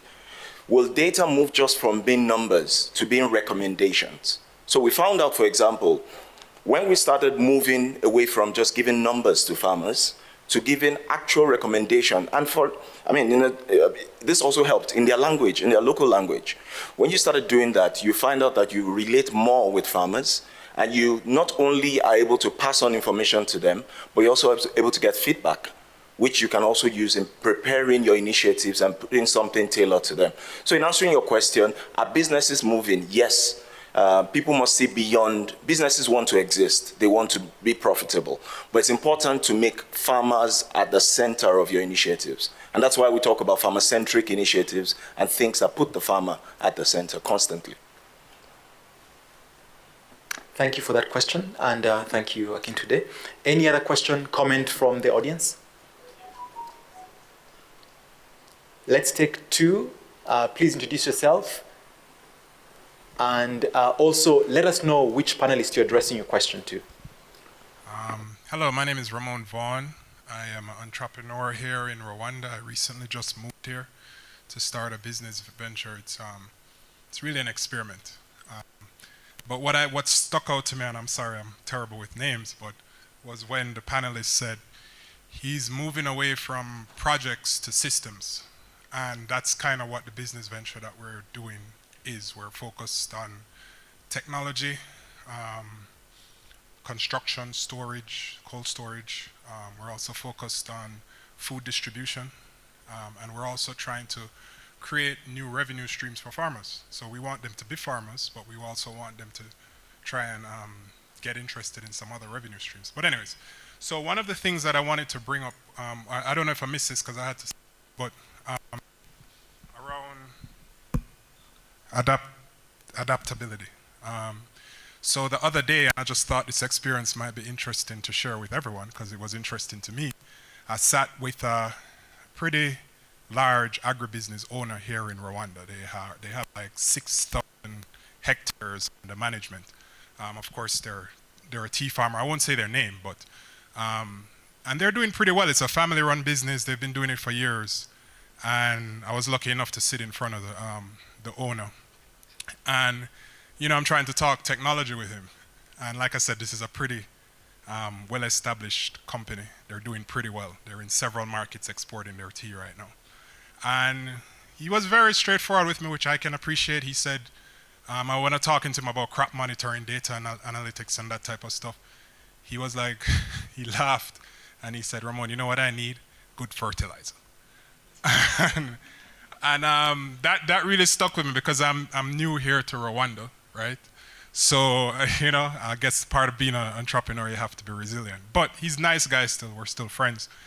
But he basically said to me, why would I take my money? I'm doing well in my business. And I just wanted to share this with you guys to see if you have any feedback, because he said, why would I take my money, doing very well, to invest in technology where I'd have to probably increase my overhead to get quote-unquote better yield, or to get more advanced when I'm doing pretty well right now. Like, that's basically what his response was to me. So obviously, luckily for me, I did sales most of my life. So I came back to him and said, well, that sounds like you're telling me all the markets that you're exporting to don't need any more of your product. So he laughed and he said, okay, we'll revisit the conversation. But I also was having a conversation about this same thing with a member of the government who is pretty high up as it relates to agriculture. And I was sharing that experience, and basically they said to me, yeah, you're in for some more conversations like that, because the technology component, which is sort of ties into the data, what we're talking about, is not necessarily, I mean, to me, from what I'm seeing, is that it goes far beyond the farmers. It might go to some business. I know you had said earlier that selling to commercial businesses are easy, so I wanted to tell you that that's not necessarily true. So I just want some feedback there from the panelists. Anyone, I'm not really addressing anyone specifically, to see what you think about that, and how do you think, you know, adaptability or adapting technology or data usage in, I can only speak for Kigali, you know, what you guys think about that. And thank you so much, Raymond, for that question. Also speaks to the power of entrepreneurship, that you want to ideate and iterate, and thank you for your resilience. I had a question from the back there. Do you mind also shooting your question? Let us know who you're addressing the question to. And that will be the last question. Sorry about that. Well, thank you. My name is Julius Kamanga from Malawi. And I'm an agro dealer. I do work with farmers almost every day. That's my business. So considering the data being farmer-centric, in this case, in this forum, it's about a smallholder farmer. As I heard clearly on the previous panelists indicating that I think a smartphone can be hardly available to a smallholder farmer. Now, what gadgets are we supposed to use to make it possible to disseminate or to collect data from the smallholder farmer upwards for use, or to cascade the information top down for the farmer to use for the better of their yield? Thank you.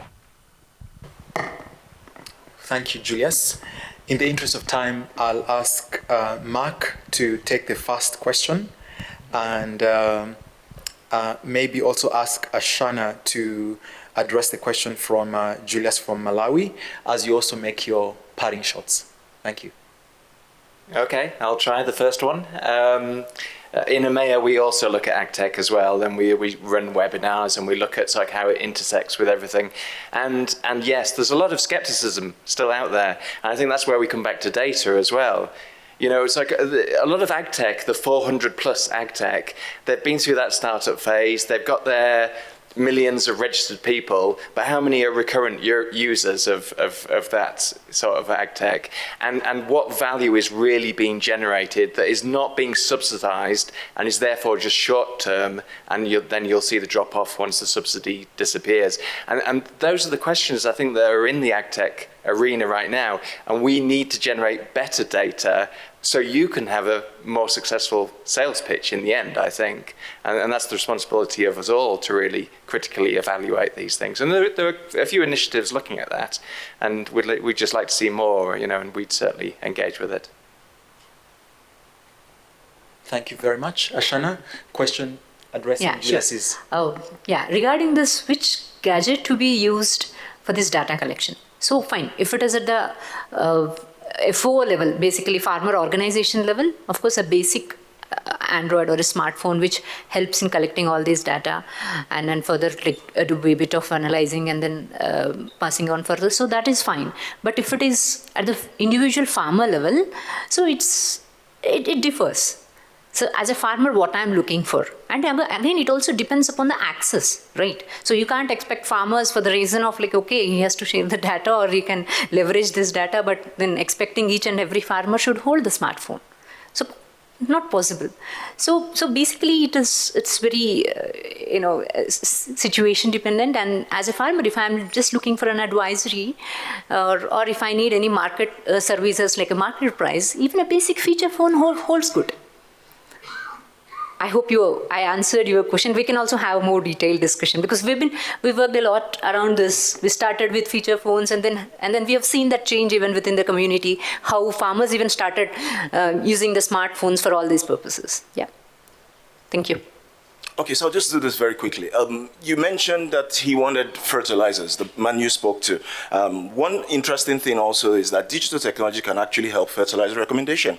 So it means that even if he's focused on inputs, it means digital technology can help soil mapping, fertilizer recommendation, usage. So there's still a lot that he can get in terms of value from digital technology without being just this ambiguous thing. And then what I meant by commercial institutions is that it's easier, not easy, but it's easier. Lastly, I would like to say that data, the way we view data has changed in the last 4 or 5 years, especially with COVID. And it's important that companies are moving from data protection to data democratization. And we all need to participate in that too. Thank you. Thank you very much, Akintunde. And in the interest of time, what we've heard from this panel, from the previous panel, from the fireside chat, if I would summarize in a few key words, one is we're in this together as entrepreneurs, as policymakers, as farmers who are at the center, and that data collected by the private sector users for policy making is also useful and impactful for farmers. Akintunde just said what I wanted to say around democratizing data, but also data being easily shareable and transferable across the continent to make it more valuable especially in the context of Africa, where by and large we don't have legislation or regulation that allows for data to be easily transferred so it can be harnessed for purposes of farmers. And then partnerships is key. So many examples were given there. And last but not least, user-centric, farmer-centric initiatives with farmers at the center, also adapting to the farmers, having some of these solutions in local languages to make it easier and more impactful for the farmers. Ladies and gentlemen, please join me in thanking this esteemed panel.